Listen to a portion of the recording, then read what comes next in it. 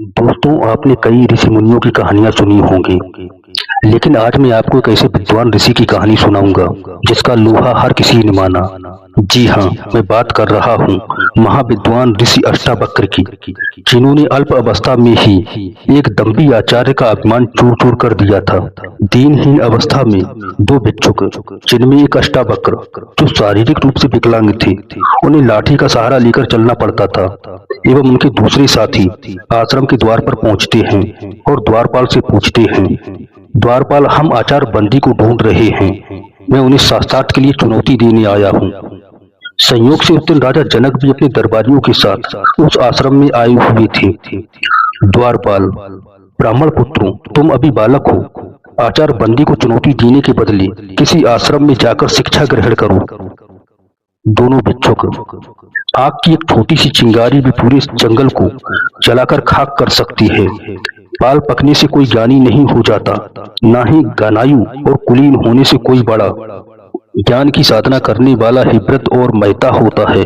हम ज्ञान वृद्ध हैं, इसलिए हमें भी भीतर जाने दो और महाराज जनक और आचार बंदी को हमारे आगमन की सूचना दो। अंदर से महाराज जनक ने ये सुनकर द्वारपाल को कहा, अश्वसेन, उन्हें अंदर आने दो। लाठी का सहारा लिए हुए अष्टावक्र व उनके साथी अंदर आते हैं और जैसे ही अध्ययनरत विद्यार्थियों के बीच पहुंचते हैं, तो सभी उनके विकलांग शरीर को देखकर हंसने लगते हैं। यह देखकर अष्टावक्र भी जोर जोर से हंसने लगते हैं। अष्टावक्र की हंसी देखकर सब चुप हो जाते हैं। यह सब दृश्य देखकर महाराज जनक अष्टावक्र से पूछते हैं, ब्राह्मण देवता, आप सभा को देखकर इस तरह क्यों हंस रहे हैं? अष्टावक्र झुककर जनक को प्रणाम करते हुए, महाराज, मैं तो यह सोचकर यहाँ आया था कि जनक की सभा में आकर इन विद्वानों के बीच में आचार्य बंदी को शास्त्रार्थ के लिए चुनौती दूंगा, लेकिन यहाँ आकर यह लगा कि यह तो मूर्खों की सभा है।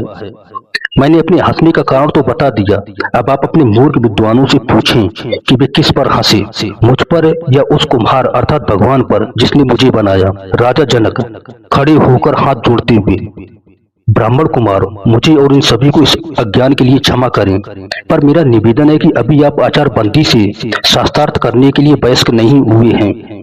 आचार बंदी से शास्त्रार्थ करना कठिन है, उनसे पराजित होने वाली को जल समाधि लेनी पड़ती है, इसलिए आप और विद्या अध्ययन करें। अष्टावक्र, राजन, आचार बंदी से शास्त्रार्थ करने के लिए मुझ पर गुरु कृपा ही पर्याप्त है, और जो अमर है उसे मृत्यु का क्या भय। किसी महान उद्देश्य के लिए प्राण देना मृत्यु नहीं होती। आप आचार बंदी के सामने मुझे प्रस्तुत करें। आचार बंदी खड़ी होकर, मैं हूँ आचार बंदी, मैं तुमसे शास्त्रार्थ करने के लिए तैयार हूँ, पर क्या तुम्हें मेरी शर्त स्वीकार है? अष्टावक्र का साथी, एक ही बात बार बार कहकर आप हमें भयभीत करने की नाकाम कोशिश क्यों कर रहे हैं? आचार्य बंदी हंसते हुए, चाहो तो तुम दोनों एक साथ मुझसे शास्त्रार्थ कर सकते हो। अष्टावक्र, मैं एक हूँ और मैं एक ही आपसे शास्त्रार्थ करूंगा। दोनों शास्त्रार्थ के लिए बैठते हैं, शंखनाद होता है। आचार्य बंदी, प्रपंच क्या है?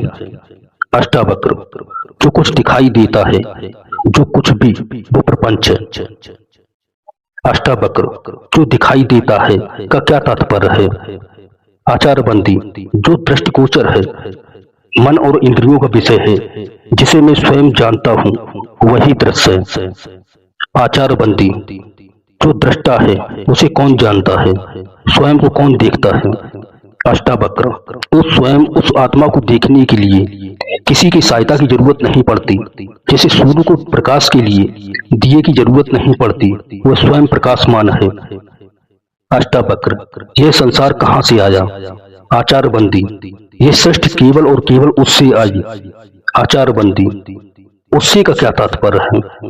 अष्टावक्र, वह ब्रह्म है, वह ईश्वर है, वह ही अपनी माया से इस संसार को रचता है, वह ही रचनाकार, पालक और इस जगत का संहारक है। अष्टावक्र, ब्रह्म इस संसार की रचना, पालन और संहार कैसे करता है? आचार्य बंदी, जिस प्रकार मकड़ी अपने जाल की रचना करती है, उसी में विचरण करती है, फिर उसी को निगल जाती है, उसी प्रकार ईश्वर संसार की रचना, पालन और संहार करते हैं। आचार्य बंदी, जीव क्या है? अष्टावक्र, जीव आत्मा है, वह निर्विकार स्वयं है, परंतु अविद्या के प्रभाव में आकर स्वयं को मन और शरीर समझ बैठता है, इसलिए वह इस संसार का अनुभव करता है। अष्टावक्र। अविद्या क्या है? आचारबंदी। अन आत्मा को आत्मा समझना, निर्विकार को विकार युक्त समझना, आदि संसार को ही सच समझना अविद्या है। आचारबंदी। विद्या क्या है? अष्टावक्र। आत्मा का ज्ञान विद्या है। सा विद्या या विमुक्ति ए, वह जो हमें सारे दुखों, पीड़ाओं, बंधनों, अज्ञान, प्रतियोगिताओं, भ्रमात्मक कल्पनाओं से मुक्ति दिलाए, वह विद्या है। जो हमें द्वैत के भाव से, हम दो हैं के विचार से, तुम और मैं के भेद से मुक्ति दिलाए, वह विद्या है। विद्या दृष्टि देती है जिससे मनुष्य अपने ब्रह्म रूप को पहचान सके। सभी विद्वान एक स्वर में बोलते हैं, साधु साधु। अष्टावक्र। ब्रह्म को जानने की प्रक्रिया क्या है? आचारबंदी। ब्रह्म को जानने के दो मार्ग हैं। पहला मार्ग यह जानना ब्रह्म क्या नहीं है। जो ब्रह्म नहीं है उसका निषेध करना, सब नाम, गुण, रूप, सदोष और परिवर्तनशील वस्तु का निषेध कर निर्विकार को जानना। दूसरा मार्ग सत्य जैसा है उसे वैसा ही पहचानना। वह अस्तित्व रूप है, उसके बिना संसार का अस्तित्व ही नहीं है। वह ब्रह्म ही था, वह ब्रह्म ही है। इसलिए मैं ब्रह्म हूँ, तुम ब्रह्म हो, हम सब ब्रह्म हैं, इसलिए सारा संसार ब्रह्म है। सभी विद्वान एक स्वर में फिर बोलते हैं, साधु साधु। अष्टावक्र। ब्रह्म को कैसे जाना जा सकता है? आचारबंदी। ब्रह्म को सही सामाजिक व्यवहार, आध्यात्मिक चिंतन, ध्यानपूर्वक सुनने, नित्य अनुभवों पर विचार करने, निष्कर्षों पर मनन करने तथा समाधि में जाकर जाना जा सकता है। आचारबंदी। ब्रह्म ज्ञानी की लक्षण क्या है? अष्टावक्र। यदि कोई दावा करता है कि उसने ब्रह्म को जान लिया है तो वह ब्रह्म को नहीं जानता। ब्रह्म को जानने के साथ ही ब्रह्म को जानने का अहंकार मिट जाता है। आचारबंदी। क्या उसे तर्क से जाना जा सकता है? अष्टावक्र। नहीं, पर तर्क सहायक हो सकता है। अष्टावक्र। क्या उसे प्रार्थना और भक्ति से जाना जा सकता है? आचारबंदी। नहीं, परंतु प्रार्थना और भक्ति सहायक हो सकती है। आचारबंदी। क्या उसे योग व मनन से जाना जा सकता है? अष्टावक्र। नहीं, पर योग व मनन सहायक हो सकते हैं। शास्त्रार्थ का अंत होता दिखाई नहीं दे रहा था। दोनों एक दूसरे पर भारी पड़ रहे थे कि अचानक बंदी को ये नहीं सूझता कि वे अष्टावक्र के प्रश्न का उत्तर दें या मौन ही रहें। अष्टावक्र। आचार्य उत्तर दें। इस पर भी आचारबंदी के शांत रहने पर सभी अष्टावक्र की जय जयकार करने लगते हैं। उनके गले में फूलों की माला पहनाई जाती है। महाराजा जनक भी उठकर उनको माला पहनाते हैं और प्रणाम करते हैं। आचारबंदी। मैं अपनी पराजय स्वीकार करता हूँ। मैं जल समाधि लेने के लिए तैयार हूँ। मैं आपको जल समाधि नहीं देने आया हूँ। आचारबंदी। याद होगा आप सबको कि आचारबंदी के अभिमान और इस प्रथा के कारण कितने निर्दोष विद्वानों की जान जा चुकी है। आचारबंदी याद करें, मैं उसी आचार्य का पुत्र हूँ जिसे आपने पराजित किया था और आपकी वजह से ही मेरे पिता को जल समाधि लेनी पड़ी थी।